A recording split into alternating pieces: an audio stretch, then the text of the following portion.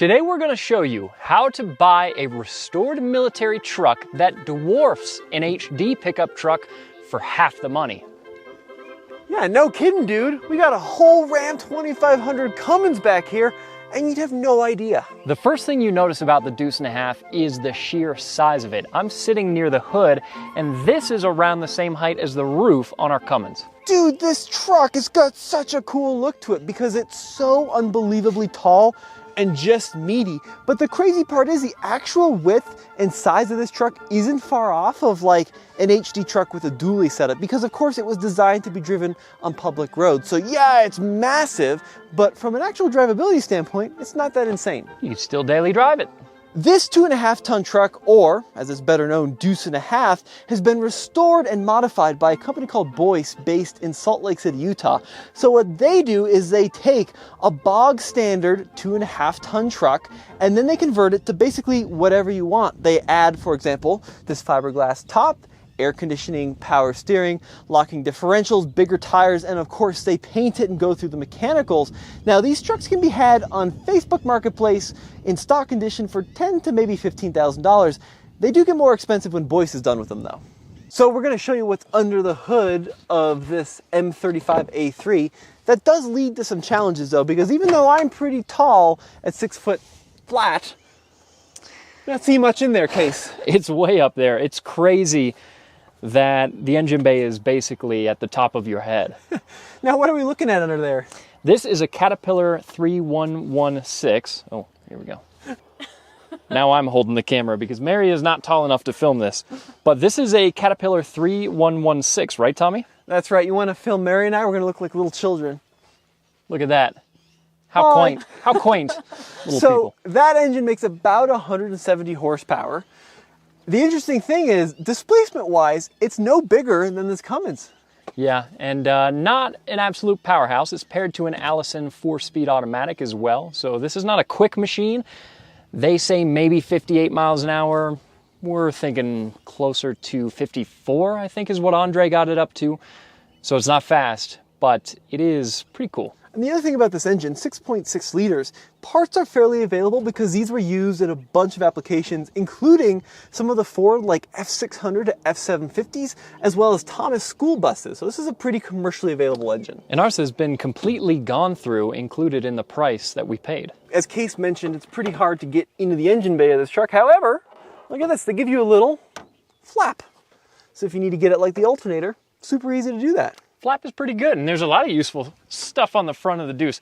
We have 4 absolutely ginormous recovery points built into our reasonably large steel bumper and a 16,000-pound winch. Just a big winch, but these trucks, at least in stock form, are around 14,000 pounds. So not that big of a winch, yeah. Not that big of a winch for this. Now, we actually spec this with this winch on it, but you could go for an even bigger winch if you want to spend a little more. Or if you're really feeling bold, you can get these trucks with a PTO winch as well. Our truck is also equipped with a pintle hitch, which you would expect, as well as a 2-inch receiver and a 7-pin down below that. And I love the fact that this bed as well as the back of the cab have tie-down hooks all over the place. So, Case, you can buy and drive these around as a 6x6, but we converted ours to a 4-wheel truck, as is very common. What's your thought on that? I think it's cool, possibly some extra maneuverability, and I also like the fact that we've got just massive 46s on here. There we go, second gear. It helps a little bit with having bigger tires that we're able to do some higher speeds. And like you said, I think that the quoted top speed on this thing was around 55, 60 miles an hour. Andre got at a mile above sea level right around 54.5 is top speed. But realistically, where this thing is going to be happy, probably about 45. And you have to really let it ring out for it to actually shift. It doesn't want to shift at lower RPM. It feels a little bit abusive, but to be fair, we're at like 2,000 RPM, so we're not actually revving it that high. Granted, on a diesel of this sort, 2,000 RPM is getting up there a little bit, but it's more so loud than anything. Yeah, and this transmission, it's a 4-speed Allison. And that was kind of one of the crazy things about this truck, at least when I learned about it, is it doesn't seem like a truck of this size could get away with just 4 speeds, right? It seems like you'd want 6 or 8 or 10 or 12, but it does okay with a 4-speed. It does fine. For what this truck was designed to do, a 4-speed is fine. This was not built as a highway vehicle, so it's not really intended necessarily to comfortably do long stretches on the highway cross country with you and your family. Right. But in a pinch, you can get on the highway and you can get somewhere. It's happier at lower speeds though. I mean, and as Case mentioned, like the biggest thing is going to be the noise. So it's recommended to use some ear protection. That doesn't look super cool though. No, it doesn't. But it might also keep you from slamming your head into the AC a little bit.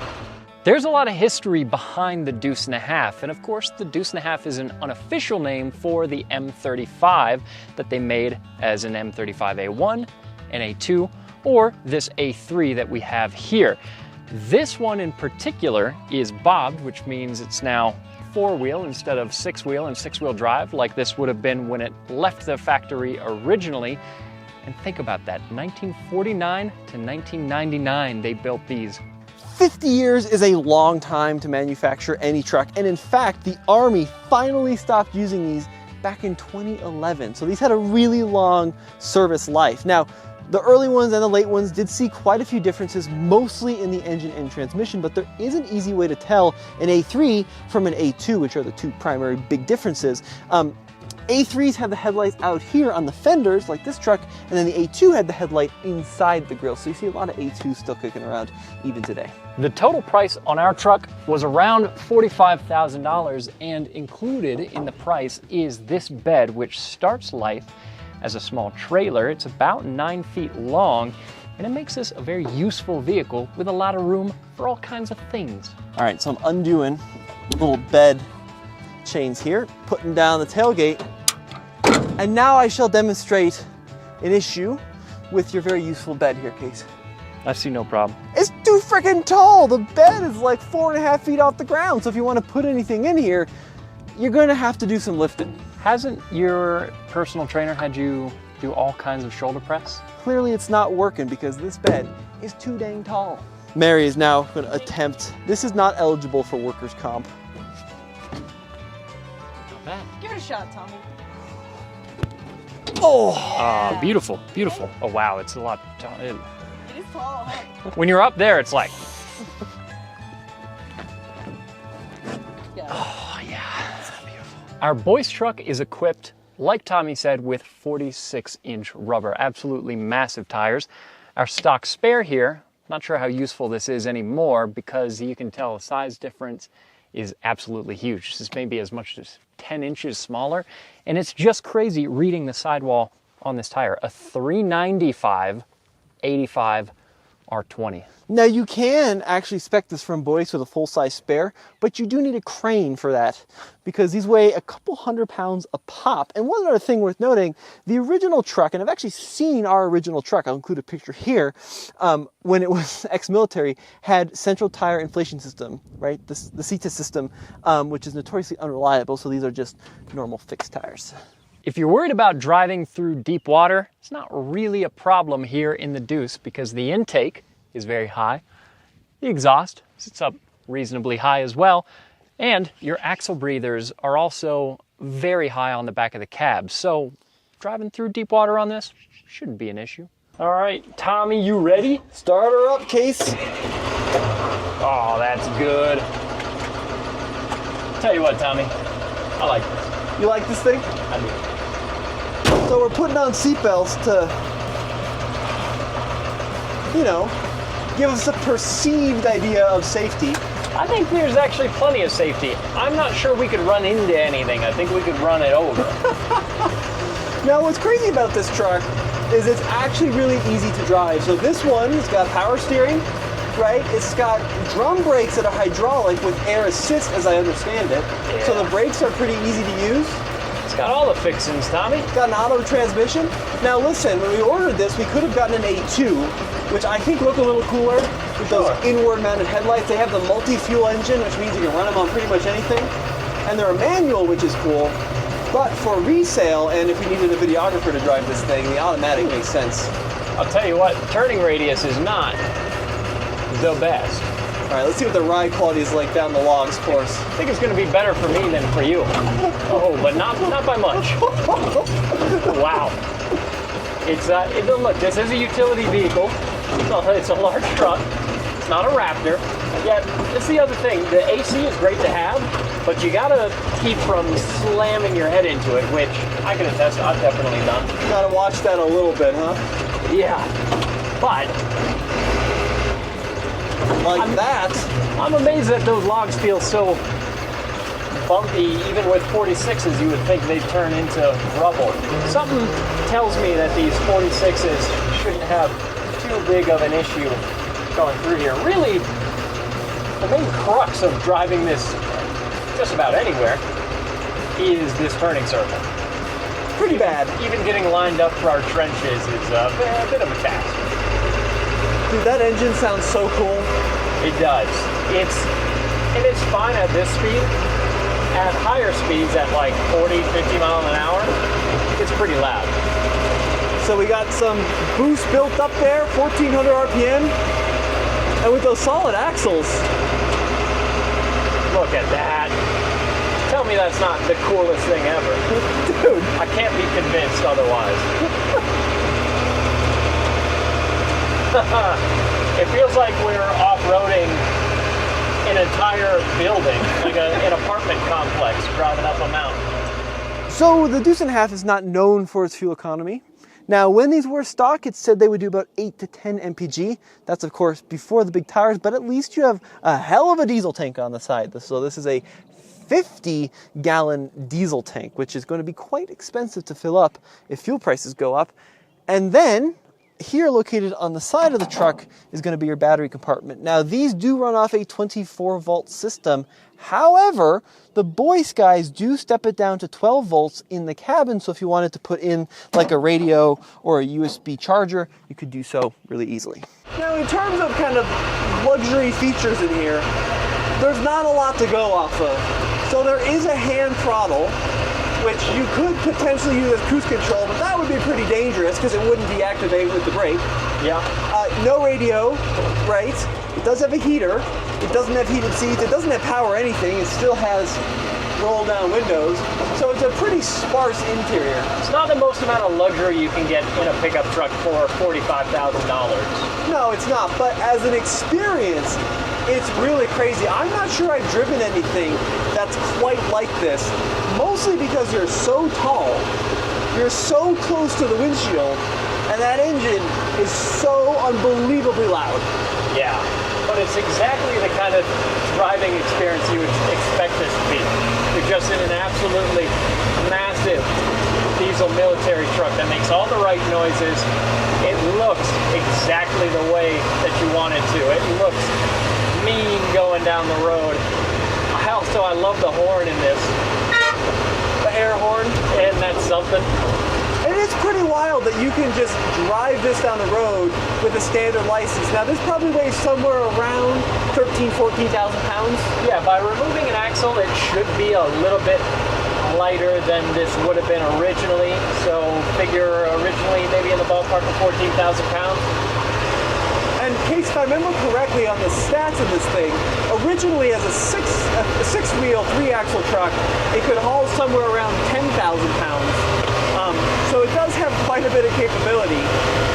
But yeah, you can drive this on a road with a standard license. It does get a little weird when you talk about the legality though, because one of the great things about Boyce is they sell you this truck with a clean Utah title, yeah, like a normal car title, but it doesn't mean you can register it in your state per se. Exactly, so it's going to be easier or harder to register it depending on where you live. So you'll have to look into the local legislation if you're actually planning to get one of these. Should I see if we can get it going a little faster? Go for it. That is put to the floor, Tommy. A lot of us here at the office don't usually run side steps on our trucks because they can mess up your ground clearance just a little bit. This one's pretty high, and without it, it might be a bit of a challenge getting in because I'm not sure I can even get my foot up to there. So good thing we've got this step. There's also a handle here on the cab to help you swing yourself up the staircase that's essentially built into the side of this so you can get in the cab. As you might imagine, these Deuces aren't the smoothest riding vehicles. We've got a suspension seat that you can adjust using a knob on the front depending on your weight. Though the dash may look slightly complicated, a lot of what's here is pretty normal. We've got a series of gauges for oil pressure, we have our speed, our tachometer, water temperature, fuel level, voltage, we've got air pressure and transmission temperature. So all good things to be able to monitor. We've also got a few cool controls here, like my personal favorite, our switch at the bottom of the dash for the air locker in the rear. The windshield on the Deuce can be pressed out, which is pretty nice. You can get a little extra fresh air that way, and it's funny looking at the wipers on this vehicle. They do look very tacked on and very simple, but to be fair, this cab is high enough up that you might be avoiding some of the weather that's below you, which is pretty nice. I'm also told that these interestingly shaped little levers here are for defrost and directing air. It's kind of strange. Starting and driving this truck is incredibly easy. Now this truck from Boyce does have a key, which I don't believe these had from the military spec, and you just put it in the hole here, flick it to on, and there's a toggle switch down here by your left knee, and you just go ahead and pull that to the right, and that Caterpillar will start up. There's also a cold start switch, which if I remember correctly, opens up a valve and injects ether right into the heart of the engine. So you typically don't need that unless it's really cold. And then driving this is just like any other car. So you've got your automatic transmission selector here. Now forward is going to be reverse. You've got neutral, drive, and then selections for 3, 2, and first gear. And then to park it, you put it in neutral and pull the parking brake, the air parking brake on the left side of your leg. One of the cool things about buying a Deuce and a Half from Boyce is it's kind of like an a la carte options list, and you just go through and check the things you want and the things you don't want. And one of the best options they offer in these is this AC unit. Now, it does look a little tacked on, and for example, you've got this little condensation tube that's going right behind your head if you're a passenger, but this thing works like an absolute dream. It's loud and noisy and kind of tacked in here, but it keeps you nice and cool, which is something that if you've driven these in the military, you didn't have. So we're going to try this AC unit out. Now it's very simple. You've got two knobs. You got your temperature and you got your fan, and I just turn it on. It does work and it does blow, but you're not going to be listening to music with your AC on.